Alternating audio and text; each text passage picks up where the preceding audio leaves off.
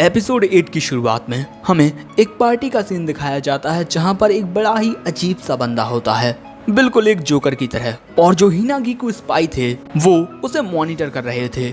एक आदमी कहता है, हमें माफ कर दीजिए, हम फिर से फेल हो गए। ये बात सुन वो औरत कहती है कि अगर ऐसी बात है तो मुझे अपने बैकअप प्लान का यूज करना होगा। और वहीं पर दोस्तों असानो की भी फोटो लगी हुई थी। अब इसके अगले सीन में हम मित्सुमी और असानो को देखते हैं। मित्सुमी ने असानो की मदद मांगी है एक काम करने में, और उस काम के लिए ही असानो इतना सारा सामान लेकर जा रहा है। वैसे जाते हुए असानो की नजर एक फैमिली पर पड़ती है जो एक साथ वक्त गुजार रहे थे। वैसे तभी ये दोनों पहुंच जाते हैं सुई के पास और उसे देखकर असानो के होश उड़ जाते हैं। वैसे मित्सुमी सुई को पहले से ही जानती थी क्योंकि ये दोनों पहले भी एक साथ काम कर चुके हैं। मित्सुमी सुई से कहती है कि तुमने असानो और ननाओ के साथ जो किया है उस बात को लेकर मैं अभी भी तुमसे नाराज हूँ। लेकिन इस बात को इग्नोर करते हुए सुई कहता है कि हिनागिकू लीडर आपका इंतजार कर रही हैं। असानो कहता है लीडर। वैसे अगले सीन में ये तीनों पहुंच जाते हैं एक कैफे के अंदर आकर सुई कहता है 3 Hinagiku ultra super totally deluxe gigantic crazy special monster extreme cafe lattes. ये बात सुन वो आदमी कुछ बटन्स दबाता है और अगले ही पल में इन तीनों के नीचे से जमीन गायब हो जाती है और ये तीनों नीचे गिरने लगते हैं। लेकिन मित्सुमी को तो सुई पकड़ लेता है, लेकिन हमारा बेचारा असानो, ये लोग जमीन में 300 मीटर नीचे जा रहे हैं और यही है गवर्नमेंट इंटेलिजेंस ब्यूरो हिनागिकू। यहाँ सुई कहता है कि नीचे पहुँचने में हमें थोड़ा वक्त लगेगा, तब तक तुम अपनी ड्रिंक पी लो।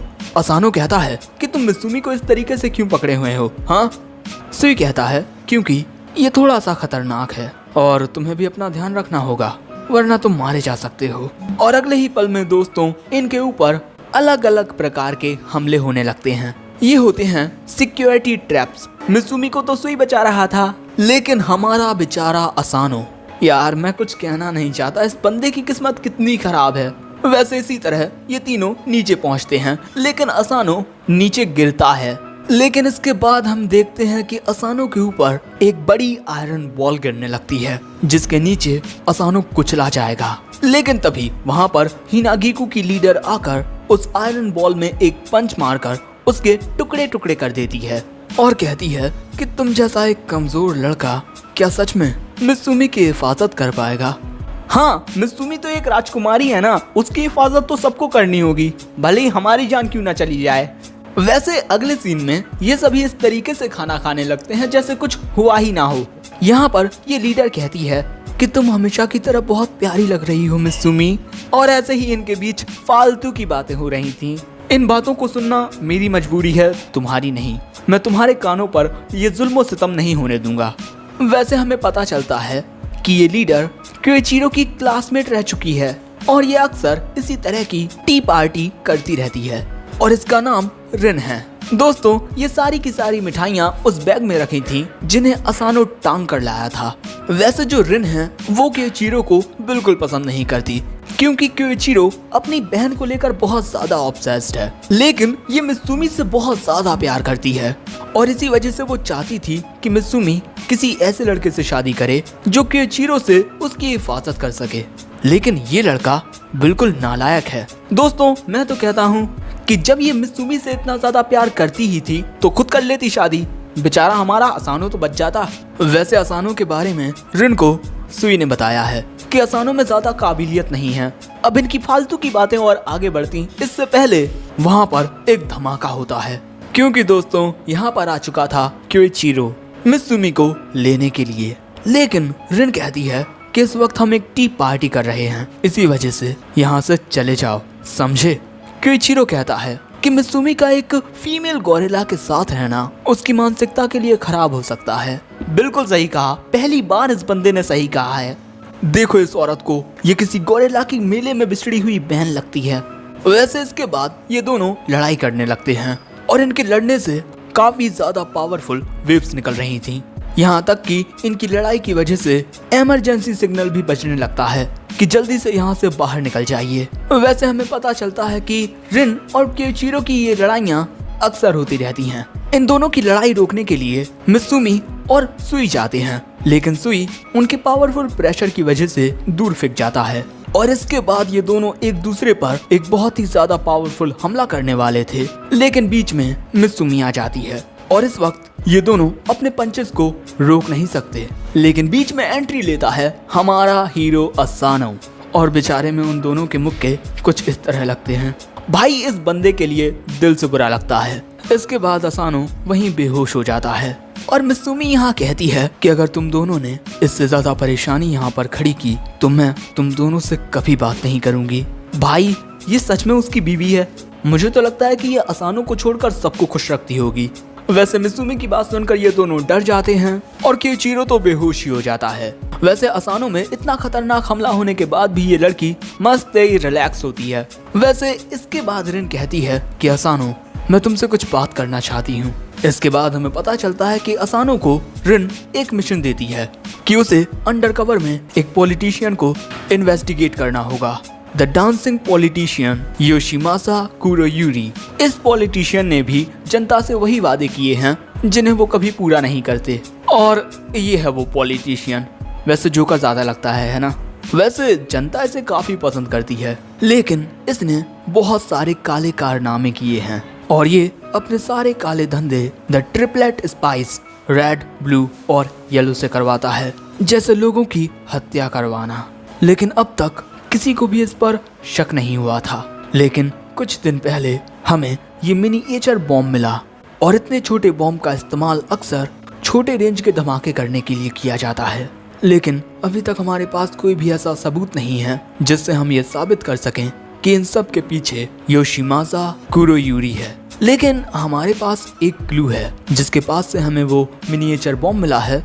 उसने बताया है कि उसका क्लाइंट दिल के आकार के सनग्लासेस पहनता है और कुरोयूरी भी बिल्कुल ऐसे ही चश्मे पहनता है, लेकिन सिर्फ इसी के आधार पर हम उसे अरेस्ट नहीं कर सकते। इसी वजह से मैं चाहती हूँ कि ये मिशन तुम हैंडल करो, क्योंकि उसे हमारी हिनागिकु ऑर्गेनाइजेशन के बारे में काफी सारी जानकारी है, जिस वजह से वो हमेशा तैयारी में रहता है। लेकिन तुम जैसे एक आउटसाइडर पर वो इतना शक नहीं करेगा। और इसके बाद रिन एक चुटकी बजाती है और अगले ही पल में हम देखते हैं कि सुई और मित्सुमी असानो की वेशभूषा ही बदल देते हैं। उसे एक ऑफिस वुमेन के कपड़े पहना दिए जाते हैं। असानो पूछता है कि मुझे एक लड़की के कपड़े क्यों पहनाए गए हैं। रिन बताती है कि कुछ दिन पहले कुरोयूरी पार्टी ने ये ऐड दी थी जिसमें वो एक खूबसूरत लड़की को हायर कर रहे हैं। वैसे अब इस मिशन की जिम्मेदारी तुम्हारे कंधों पर है। अब इसके बाद हमें कुरोयूरी पार्टी का सीन दिखाया जाता है, जहाँ पर कुरोयूरी अपनी एक नई कॉमरेड को इंट्रोड्यूस करने वाला है, योको असादा। असल में ये हमारा असानो ही है। इसके बाद कुरोयूरी योको के पास आकर कहता है कि अब से तुम हमारे हीरो वाले परिवार का हिस्सा हो। लेकिन यहाँ पर कुछ ऐसे भी लोग होते हैं जिन्हें कुरोयूरी बिल्कुल भी पसंद नहीं होता और वो उसके खिलाफ मोर्चा कर रहे थे। और अचानक ही वो लोग स्टेज पर चढ़कर तोड़फोड़ करने लगते हैं। लेकिन इसी तोड़फोड़ की वजह से एक बड़ा सा साउंड एक आदमी पर गिरने वाला था, लेकिन कुरोयूरी आकर उसे बचा लेता है। और इसके बाद वो कहता है कि भले से ही अभी तुम्हें मेरी बातें गलत लग सकती हैं, लेकिन आने वाले वक्त में ये हमारे समाज को एक नई दिशा देंगी। और दोस्तों, कुरोयूरी को उस आदमी को बचाते वक्त खुद काफी चोट आ जाती है, लेकिन फिर भी कुरोयूरी उस आदमी की ओर अपना दोस्ती का हाथ बढ़ाता है और वो आदमी भी हाथ मिला लेता है। इसके बाद कुरोयूरी के लिए एक एम्बुलेंस मंगाई जाती है। वो चाहते हुए कहता है कि योको तुम ऑफिस चली जाओ। वैसे जनता कुरोयूरी के नाम के नारे लगा रही थी, लेकिन एम्बुलेंस के अंदर हम कुरोयूरी को देखते हैं जहां पर स्पाई ब्लू उसके सिर से खून को साफ कर देता है। दोस्तों, कुरोयूरी बिल्कुल ठीक होता है। ये सब तो उसकी चाल थी ताकि वो जनता से सहानुभूति ले पाए। और असल में ये एम्बुलेंस वाले उसके स्पाई रेड और येलो थे। वैसे कुरोयूरी के इस नाटक की वजह से उसकी जो फेवरेबिलिटी रेटिंग थी वो काफी ज्यादा हाई हो रही थी। अब कुरोयूरी कहता है कि जल्द ही मैं एक महान राजनेता बनने वाला हूँ। लेकिन दोस्तों, जो योको था वो ये सारी बातें सुन लेता है क्योंकि वो कुरोयूरी पर नजर रखे हुए था। वैसे कुरोयूरी यहाँ पर काफी ज्यादा खुश होता है। अब इसके बाद हमें कुरोयूरी का ऑफिस दिखाया जाता है, जहाँ पर असानो जब भी कुछ करने की कोशिश करता है तब ये चारों उसे कुछ भी करने नहीं देते। असानो जितना चाहे उतना ढूंढने की कोशिश कर ले, लेकिन उसे इनके खिलाफ कोई भी सबूत नहीं मिलता। वैसे कुरोयूरी अपनी प्लानिंग से अपने रास्ते के सभी कांटों को एक एक करके हटाता जाता है। वैसे इसी तरह कुरोयूरी का बजट प्रपोजल एक्सेप्ट कर लिया जाता है और इन सब से असानो का दिमाग खराब हो रहा था। इनके इतने ज्यादा गुनाह करने के बाद भी उसे इनके खिलाफ कोई सबूत नहीं मिल रहा था। और इसके बाद कुरोयूरी असानो को भी अपनी डांसिंग पार्टी में शामिल कर लेता है। वैसे यहाँ पर असानो को ये बात समझ नहीं आ रही थी कि आखिर ये सभी हर दिन इतनी रिदम के साथ कैसे डांस कर लेते हैं, लेकिन अब उसे थोड़ा थोड़ा ये समझ आ रहा था कि इनका डांस इनके सीक्रेटली बात करने का एक तरीका है, यानी कि ये इनकी कोड लैंग्वेज है।